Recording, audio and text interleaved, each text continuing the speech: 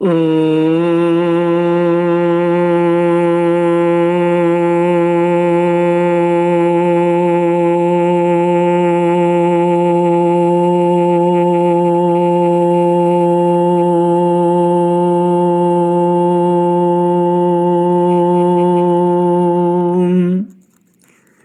श्री गुरुचरण कमलेभ्यो नमः। श्री गणेशाय नमः। श्री सरस्वत्यै नमः। श्री विष्णवे नमः। श्री कृष्ण गोविंद हरे मुरारे, हे नाथ नारायण वासुदेव। श्री कृष्ण गोविंद हरे मुरारे, हे नाथ नारायण वासुदेव। हे नाथ नारायण वासुदेव। हे नाथ नारायण वासुदेव। हे नाथ नारायण वासुदेव। श्री कृष्ण गोविंद हरे मुरारे, हे नाथ नारायण वासुदेव। श्री कृष्ण गोविंद हरे मुरारे, हे नाथ नारायण वासुदेव। ओम नमो भगवते वासुदेवाय। ओम नमो भगवते वासुदेवाय। ओम नमो भगवते वासुदेवाय। ओम नमो भगवते वासुदेवाय। ओम नमो भगवते वासुदेवाय। ओम नमो भगवते वासुदेवाय। कृष्णाय वासुदेवाय हरये परमात्मने प्रणतक्लेशनाशाय गोविन्दाय नमो नमः। कृष्णाय वासुदेवाय देवकी नंदनाय च नंदगोपकुमाराय गोविन्दाय नमो नमः। सच्चिदानन्दरूपाय विश्वोत्पत्त्यादिहेतवे तापत्रयविनाशाय श्रीकृष्णाय वयं नमः। सच्चित आनंद स्वरूप परमात्मा जो सृष्टि की उत्पत्ति, पालन और श्रृंगार करता है तथा जीवों के आध्यात्मिक आदि दैविक आदि भौतिक तापों को नष्ट करने वाले हैं, अर्थात जीवों के मानसिक शारीरिक और भौतिक दुखों को दूर करने वाले हैं, उन श्री कृष्ण भगवान को हम नमस्कार करते हैं। श्री कृष्ण गोविंद हरे मुरारे, हे नाथ नारायण वासुदेव। श्रीमद् भागवत दसम स्कंद तृतीयोध्याय श्लोक 23 से। श्री शुक उवाच अथैनमात्मजं वीक्ष्य महापुरुष लक्षणं देवकी तमो उपाधावत कंसात् भीता शुचिस्मिता। देवक्योवाच रूपं यत् प्राहुरव्यक्तमाद्यं ब्रह्म ज्योतिर्निर्गुणं निर्विकारं सत्तामात्रं निर्विशेषं निरीहं सत्त्वं साक्षात् विष्णुरध्यात्मदीप। श्रीमद् भागवत 10वां स्कंद 3रा अध्याय श्लोक 23 से। श्री सुखदेव जी कहते हैं, परीक्षित, इधर देवकी ने देखा कि मेरे पुत्र में तो पुरुषोत्तम भगवान के सभी लक्षण मौजूद हैं, पहले तो उन्हें कंस से कुछ भय मालूम हुआ, परंतु फिर वे बड़े पवित्र भाव से मुस्कुराती हुई स्तुति करने लगी। माता देवकी ने कहा, प्रभु, वेदों ने आपके जिस रूप को अव्यक्त और सबका कारण बतलाया है, जो ब्रह्म ज्योति स्वरूप समस्त गुणों से रहित और विकारहीन है, जिसे विशेषण रहित, अनिर्वचनीय, निष्क्रिय एवं केवल विशुद्ध सत्ता के रूप में कहा गया है, वही बुद्धि आदि के प्रकाशक विष्णु आप स्वयं हैं। जिस समय ब्रह्मा की पूरी आयु 2 परार्ध समाप्त हो जाते हैं, काल शक्ति के प्रभाव से सारे लोग नष्ट हो जाते हैं, पंच महाभूत अहंकार में, अहंकार महतत्व में और महतत्व प्रकृति में लीन हो जाता है, उस समय एकमात्र आप ही शेष रह जाते हैं। इसी से आपका एक नाम शेष भी है।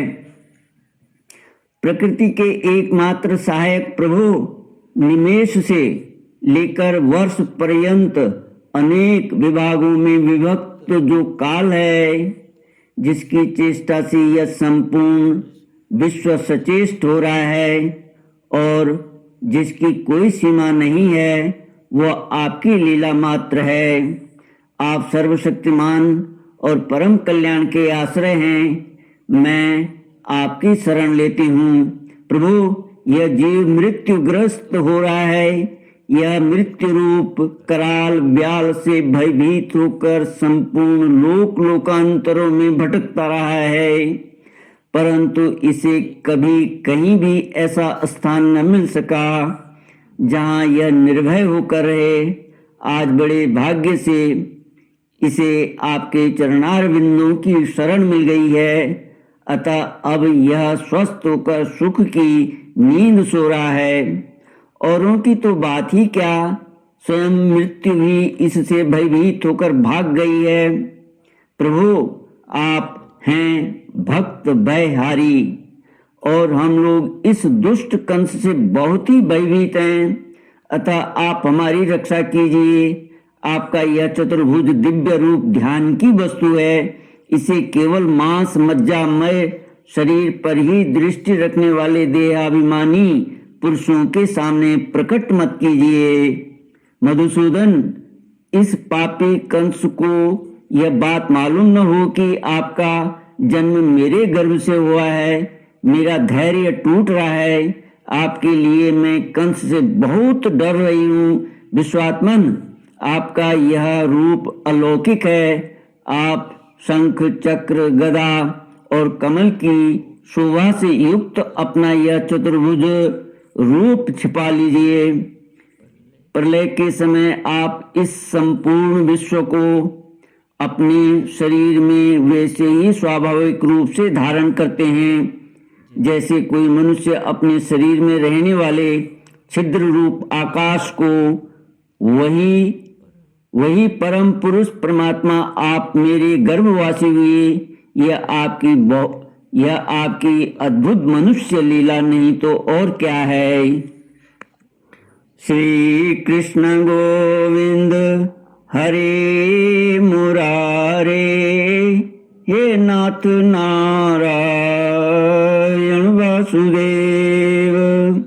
श्री भगवान ने कहा, देवी, स्वयंभुव मनवंतर में जब तुम्हारा पहला जन्म हुआ था, उस समय तुम्हारा नाम था पृश्नि और ये वसुदेव सुतपा नाम के प्रजापति थे। तुम दोनों के हृदय बड़े ही शुद्ध थे। जब ब्रह्मा जी ने तुम दोनों को संतान उत्पन्न करने की आज्ञा दी, तब तुम लोगों ने इंद्रियों का दमन करके उत्कृष्ट तपस्या की। तुम दोनों ने वर्षा, वायु, घाम, शीत, उष्ण आदि काल के विभिन्न गुणों का सहन किया और प्राणायाम के द्वारा अपने मन के मल को धो डाले। तुम दोनों कभी सूखे पत्ते खा लेते और कभी हवा पीकर ही रह जाते। तुम्हारा चित्त बड़ा शांत था। इस समय तुम लोगों ने मुझसे अभीष्ट वस्तु प्राप्त करने की इच्छा से मेरी आराधना की। मुझ में चित्त लगाकर ऐसा परम दुष्कर और घोर तप करते करते देवताओं के 12,000 वर्ष बीत गए।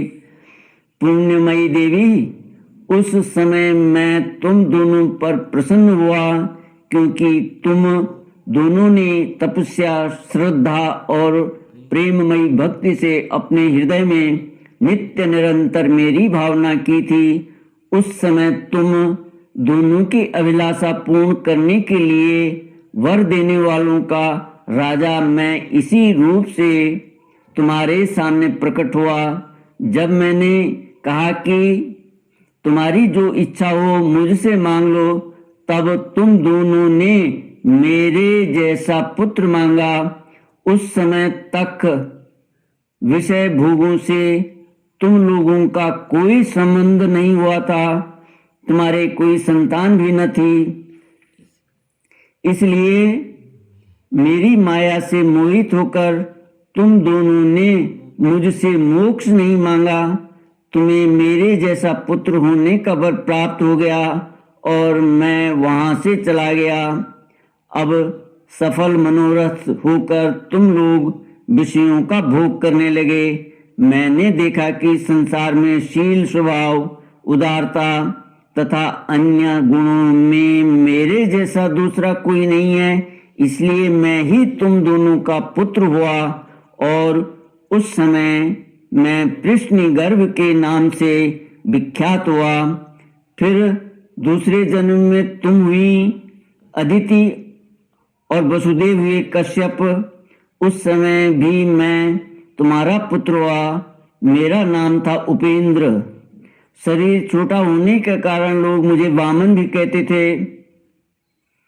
सती देवकी, तुम्हारे इस तीसरे जन्म में भी मैं उसी रूप से फिर तुम्हारा पुत्र हुआ। मेरी वाणी सर्वदा सत्य होती है। भगवान श्री कृष्ण ने विचार किया कि मैंने इनको वर तो यह दे दिया कि मेरे सदृश पुत्र होगा, परंतु इसको मैं पूरा नहीं कर सकता, क्योंकि वैसा कोई है ही नहीं। किसी को कोई वस्तु देने की प्रतिज्ञा करके पूरी न कर सके तो उसके समान त्रिगुणी वस्तु देनी चाहिए। मेरे सदृश पदार्थ के समान मैं ही हूँ, अतएव मैं अपने को 3 बार इनका पुत्र बनाऊंगा। श्री कृष्ण गोविंद हरे मुरारे, हे नाथ नारायण वासुदेव। मैंने, भगवान कहते हैं, देवी मैंने तुम्हें अपना यह रूप इसलिए दिखलाया कि तुम्हें मेरे पूर्व अवतारों का स्मरण हो जाए। यदि मैं ऐसा नहीं करता तो केवल मनुष्य शरीर से मेरे अवतार की पहचान नहीं हो पाती। तुम दोनों मेरे प्रति पुत्र भाव तथा निरंतर ब्रह्म भाव रखना। इस प्रकार वात्सल्य, स्नेह और चिंतन के द्वारा तुम्हें मेरे परम पद की प्राप्ति होगी। श्री सुखदेव जी कहते हैं, भगवान इतना कहकर चुप हो गए। अब उन्होंने अपनी योग माया से पिता माता के देखते देखते तुरंत एक साधारण शिशु का रूप धारण कर लिया। तब वसुदेव जी ने भगवान की प्रेरणा से अपने पुत्र को लेकर सूतिका गृह से बाहर निकलने की इच्छा की। उसी समय नंद पत्नी यशोदा के गर्भ से उस योग माया का जन्म हुआ, जो भगवान की शक्ति होने के कारण उनके समान ही जन्म रहित है। उसी योग माया ने द्वारपाल और पूर्ववासियों की समस्त इंद्रियां, वृत्तियों की चेतना हर ली।